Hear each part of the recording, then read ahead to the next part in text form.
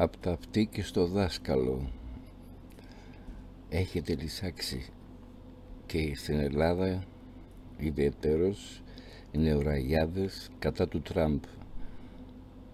Κοιτάξτε πως θα τον πιάσει το Ζελένσκι και θα τον βάλει μέσα και θα υπογράψει αμέσως και θα γίνει ειρήνη.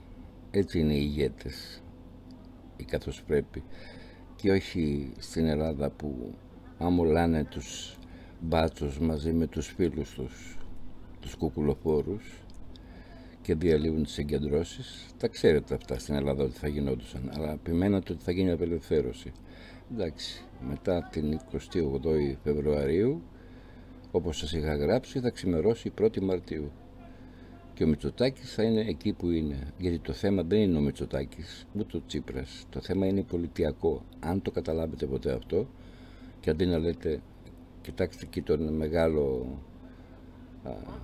τρελό δικτάτορα της Ουκρανίας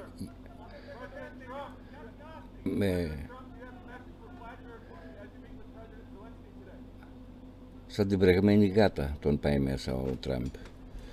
Στην Ελλάδα όμως, αντί να μιλήσετε για πολιτιακό θέμα, ότι δηλαδή η Ελλάδα είναι υποκατοχή, εκεί Μητσοτάκη γαμιέσαι, θα γαμηθείτε εσείς στον αιώνα των αιώνων. Αμήν.